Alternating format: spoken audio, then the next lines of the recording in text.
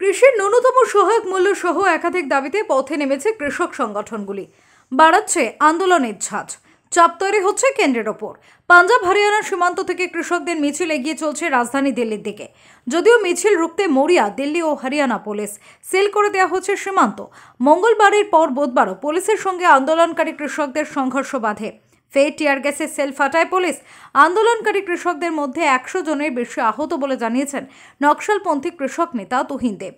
এই অবস্থায় ফের কৃষক সংগঠনের সঙ্গে বৈঠকে বসেছে কেন্দ্রের 3 মন্ত্রী। বৈঠকে বসেছেন কৃষি মন্ত্রী অর্জুন মুন্ডা, কেন্দ্রীয় নেতা নিত্যানন্দ রায়, পীযূষ গোয়েল। প্রসঙ্গত, সোমবার গভীর রাতে দিল্লিতে কৃষি মন্ত্রী অর্জুন মুন্ডার সাথে বৈঠক হয়েছিল কৃষক সংগঠনগুলির, কিন্তু সেই বৈঠকে বের হয়নি কোনো রফা সূত্র। দাবি আদায়ের জন্য আন্দোলনে অনড় থাকেন তারা।